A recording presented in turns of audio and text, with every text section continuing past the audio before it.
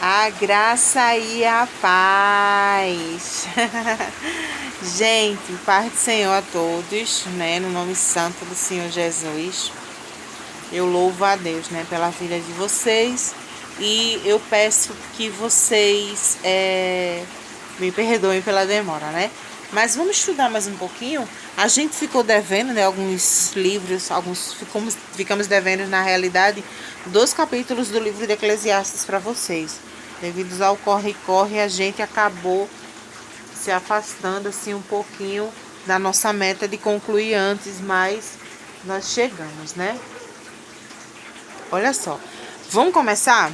Vamos começar em nome de Jesus. Eclesiastes 11 foi aonde a gente ficou, no livro 11, né, no capítulo 11 do livro de Eclesiastes.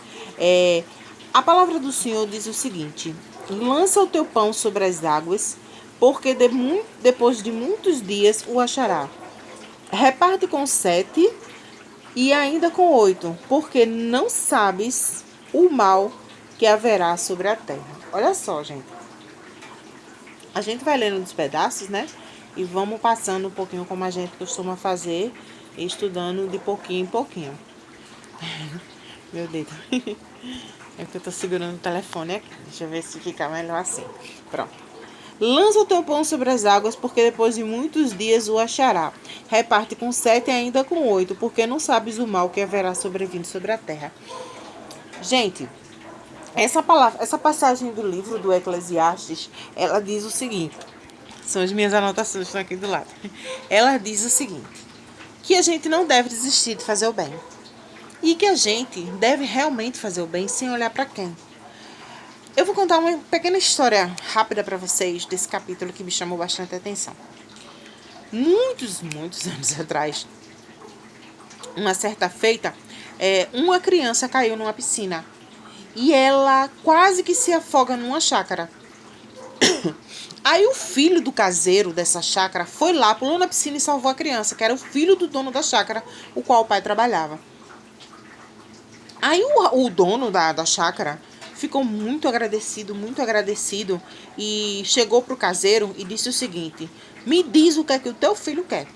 Fala pra mim o que é que teu filho quer, porque ele salvou a vida do meu filho e eu gostaria de recompensá-lo. Aí o caseiro chegou pra ele e disse: olha, o meu filho gostaria muito de estudar medicina.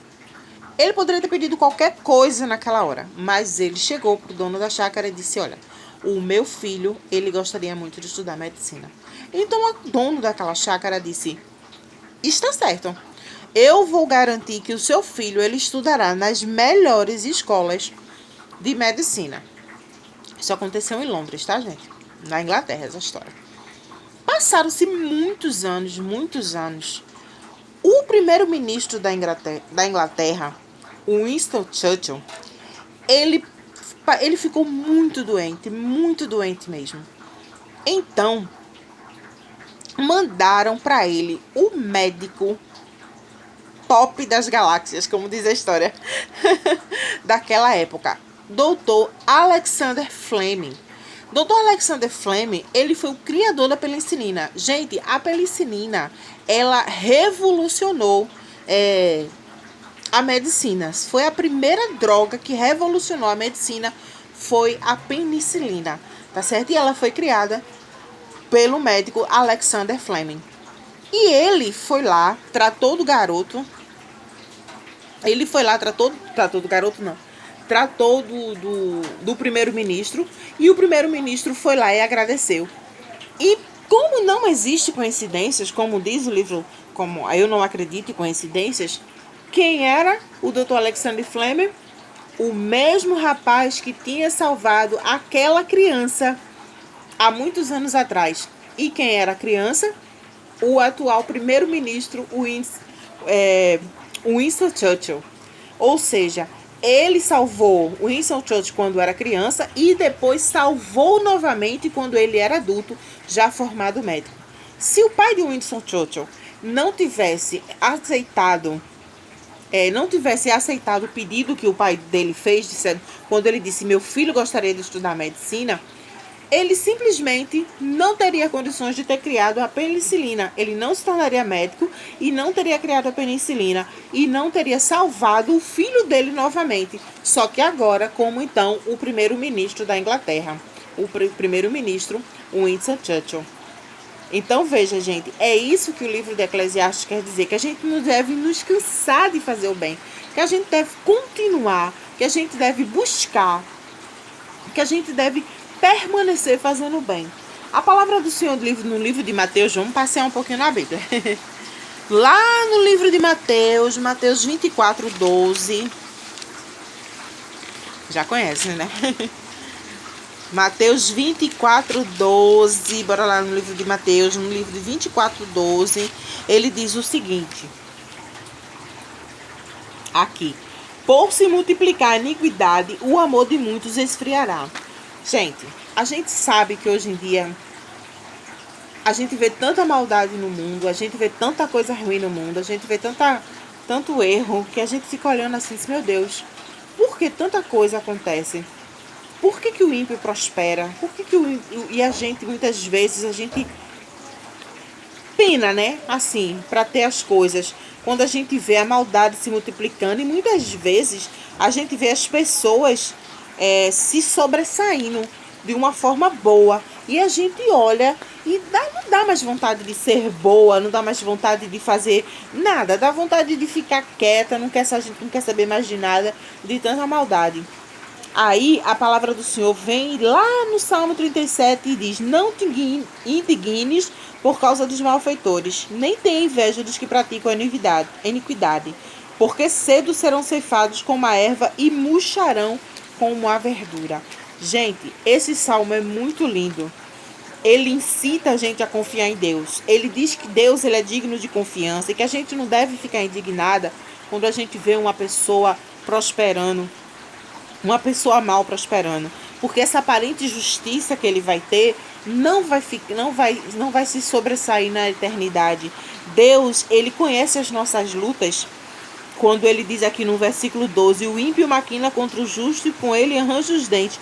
O Senhor se rirá dele, pois vê chegando o seu dia. Deus conhece a sua luta, Deus conhece o que você está passando, pelo qual motivo você está chorando. Ele conhece e ele com certeza, ele acompanha o seu dia a dia e ele vai lhe dar essa vitória, vai lhe dar a vitória que você está precisando, que você está tanto querendo. Então vale a pena confiar no Senhor. Tá entendendo?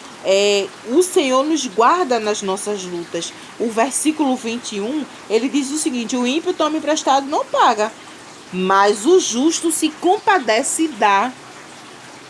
Porque aqueles que abençoam herdarão a terra, mas aqueles que por ele forem amaldiçoados serão desgarrados.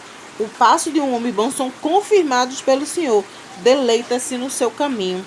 Tá entendendo? A gente sempre costuma dizer que agrada-te do Senhor teu Deus, confia nele, o mais ele fará. Tá lá no Salmo 37.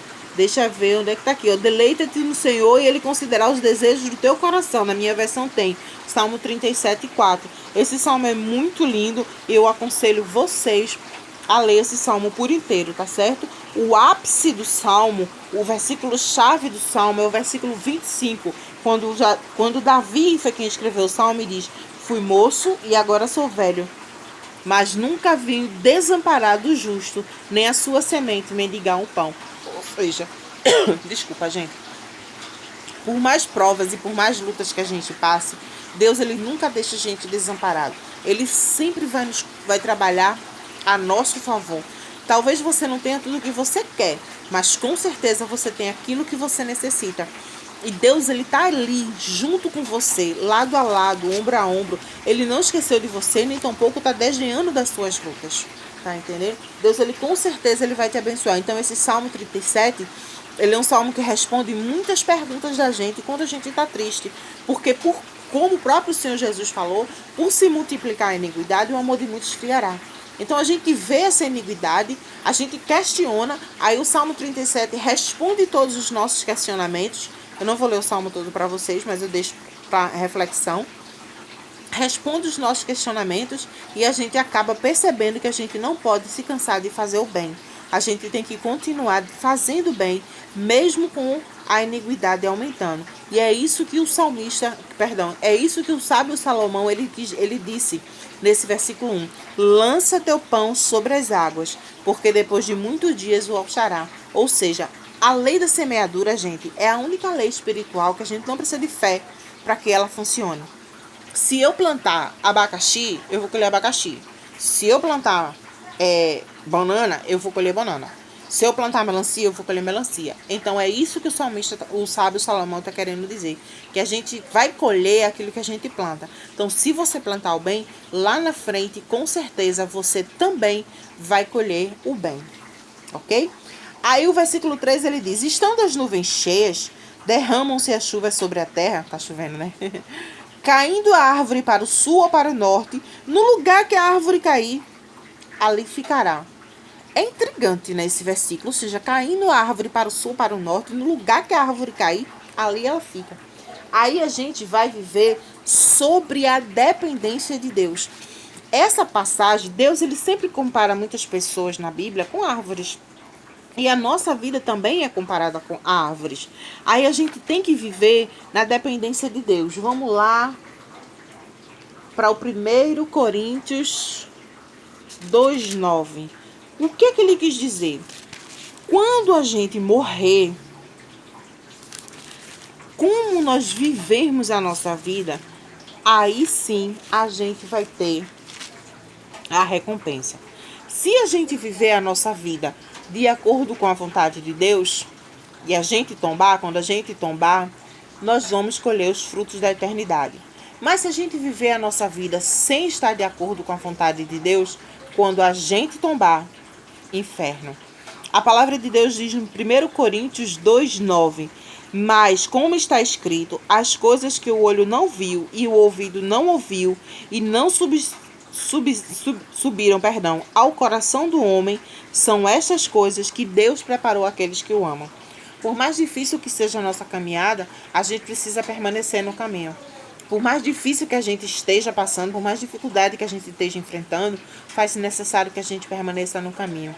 Porque nem os olhos ouviram, nem os ouvidos ouviram aquilo que Deus tem preparado para nós. Então, quando a gente tombar, quando nós que somos comparados à árvore, Deus ele faz essa comparação na Bíblia, a árvore, quando a gente tombar, quando a gente cair, a gente vai para o lugar onde a gente escolheu. E a morte, não importa como a gente vai ser sepultado, o destino já vai ser decidido em vida. Amém, igreja? Aí a gente vai lá no livro de a gente vai lá no livro de Romanos 8:6. Olha só o que é que diz Romanos capítulo 8, versículo 6, igreja. Porque a inclinação da carne é a morte, mas a inclinação do espírito é a vida e a paz. Ou seja, a árvore para onde tomba fica. Se você passou a sua vida inteira se inclinando para a carne, morte eterna, inferno. Mas se você se inclina para as coisas do Espírito, para as coisas de Deus, para a obediência à palavra do Senhor, aí sim, vida eterna. Aí sim você vai desfrutar daquilo que Deus tem preparado para nós, para os seus justos. Amém? Versículo 4 do capítulo 11 de Eclesiastes. Quem observa o vento nunca semeará.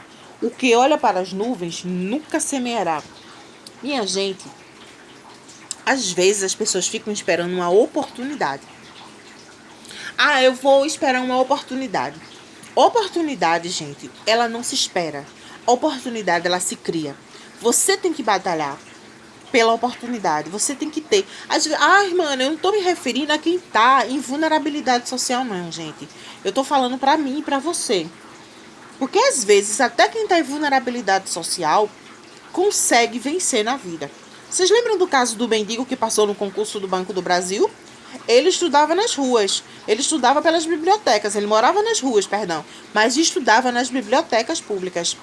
Vocês estão me entendendo? Então, a oportunidade ele criou e ele estava em estado de vulnerabilidade. Assim é comigo e com você. A oportunidade nós vamos criar, tá entendendo? Aí eu vou deixar Êxodo 14, 13. Quando o povo de Israel saiu do Egito e ficou de frente ao Mar Vermelho, ficou todo mundo desesperado. Aí Deus olhou para Moisés e disse: Moisés, o que é que tu tem na mão? Aí ele fez um cajado. Toca no mar, Moisés, por que você está clamando a mim? Diga ao povo de Israel que marche. Ou seja, às vezes a gente fica se perguntando como, por quê, quando.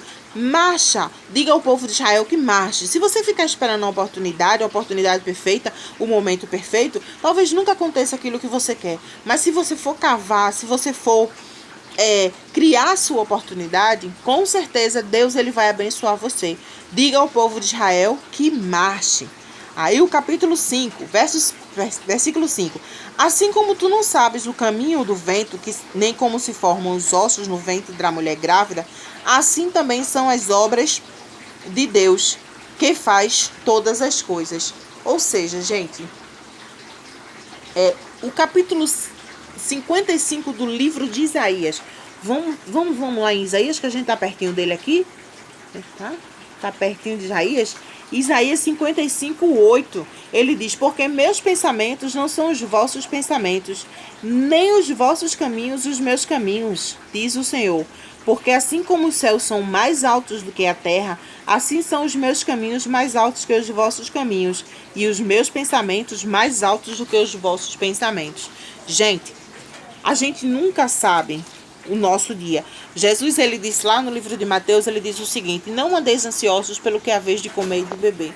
É bem difícil a gente cumprir essa ordenança de Jesus porque nós somos humanos. Mas a gente tem que aprender a confiar. É isso que o Salmo 37, ele nos ensina, que a gente precisa aprender a confiar em Deus diante das adversidades da vida. Nossa, gente, não é fácil. Eu sei disso. Mas eu tenho certeza que Deus ele vai abençoar a vida de cada um de vocês. Então, você pode não estar entendendo o que está acontecendo agora.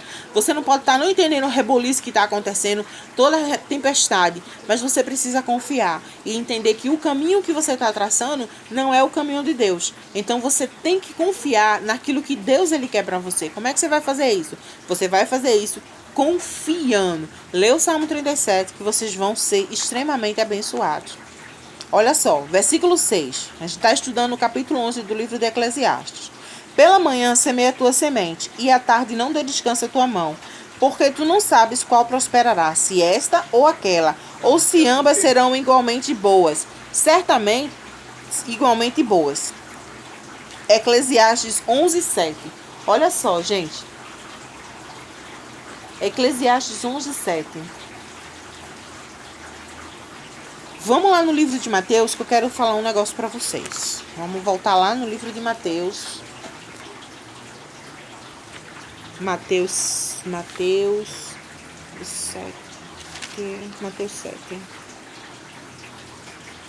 A palavra do Senhor diz: pedi e dar-se-vos-á. Buscais e encontrareis. Batei e abri-se-vos-á. Porque aquele que pede, recebe. O que busca, encontra. Ao que bate, abri-se-lhe-á. Qual dentre vós que o filho lhe pedir um pão, lhe dará uma pedra? E lhe pedindo um peixe, lhe dará uma serpente? Se vós, pois, sendo maus, sabeis das boas coisas aos vossos filhos, quanto mais ao vosso Pai que está nos céus dará bens aos que lhe o pedirem. Portanto, tudo que vos quereis que os homens façam a vocês, fazei também. Esta é a lei dos profetas. Gente, quando ele diz o seguinte: semeia a tua semente pela manhã e à tarde não dê descanso à tua mão, ele está dizendo isso aí, que Jesus, a gente caminha um milênio e encontra Jesus dizendo a mesma coisa, só que em outras palavras: pedi, dá-se-vos-á. Porque todo aquele que pede, recebe. A gente tem que viver uma vida em constante oração. A gente tem que viver buscando, tem que viver meditando na palavra do Senhor, tem que viver orando. A gente não pode dar descanso. Eu fiz uma oração de manhã, não vou orar mais o dia todo. Eu já fiz isso, não vou mais fazer de novo. Não. Tem que continuar, tem que pedir, tem que bater, tem que buscar. A gente tem que insistir. Lembra da passagem da viúva e do juiz iníquo, Lucas 18? É assim que funciona. A gente tem que continuar buscando e Deus, ele vai abençoar a cada um de nós. Aí o 8 diz: porém, se o homem viver muitos anos e em todos se alegrar, também deve se lembrar dos dias de trevas, porque hão de ser muitos, tudo quanto sucede é vaidade. Gente, Vamos lá na Bíblia lá de novo, lá no 2 Coríntios, que eu quero ler uma passagem para vocês. 2 Coríntios, 2 Coríntios,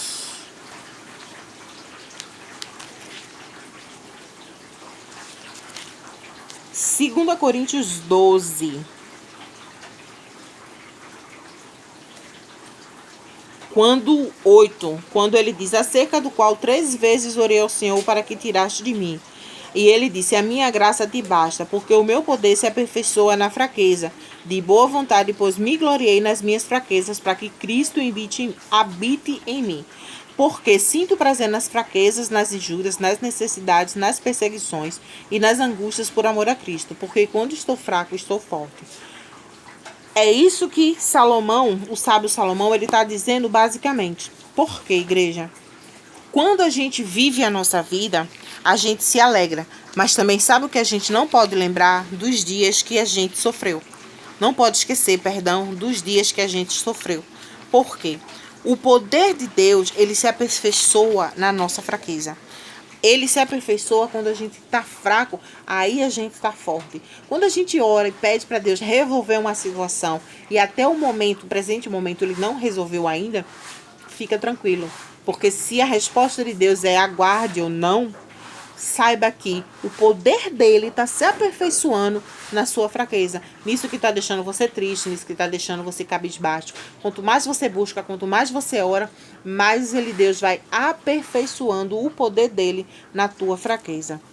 O 9 diz, alegra-te na tua mocidade e recreia-te o teu coração nos dias da tua mocidade. Anda pelos caminhos do teu coração e pela vista dos teus olhos.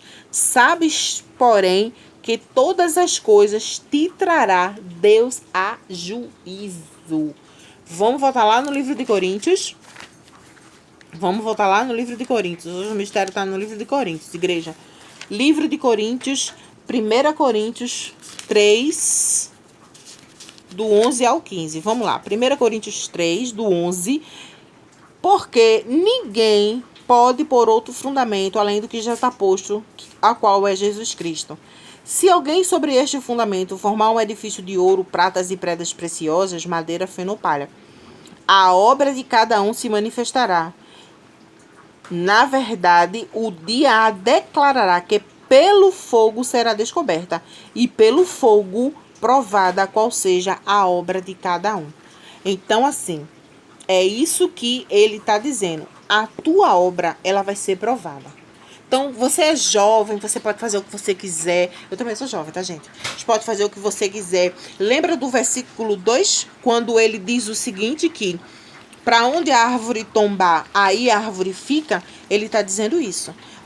Como é que você está vivendo? Se você está vivendo na conformidade do Espírito, você vai herdar a vida eterna. Mas se você está vivendo na conformidade da carne, você padecerá a morte eterna. Então você pode se alegrar, você pode fazer o que você quiser, mas Deus ele está dizendo aqui, porém todas essas coisas te trará Deus juízo. Ou seja, tudo que você está fazendo, Deus ele vai provar. E ele vai chegar naquele grande dia e ele vai dizer como é que você viveu. O que é que você fez daquilo que eu te dei? Aí a gente vai ver. Porque a palavra do Senhor diz lá no livro do Apocalipse que serão abertos livros e ainda outros livros e ainda o livro da vida. E aquele que não se achar escrito no livro da vida será lançado num lago de fogo e enxofre, a qual saber a segunda morte. Então a gente tem que viver dentro do Espírito. A gente tem que construir a nossa casa com ouros e pedras preciosas. A gente não pode construir a nossa casa com madeira e feno, porque o fogo não vai aguentar. A madeira não, e o feno não aguentam o fogo. Mas quando a gente constrói a nossa casa com materiais seguros, aí sim, Deus ele vem e nos abençoa. Aqui diz no versículo 10, afasta, pois, a ira do teu coração e remove da tua vida o mal, porque a adolescência e a juventude são vaidade. Aí eu vou aqui no capítulo 6 do livro de 55 de Isaías. Veja, buscai o Senhor enquanto se pode achar, e invocai-o enquanto está perto.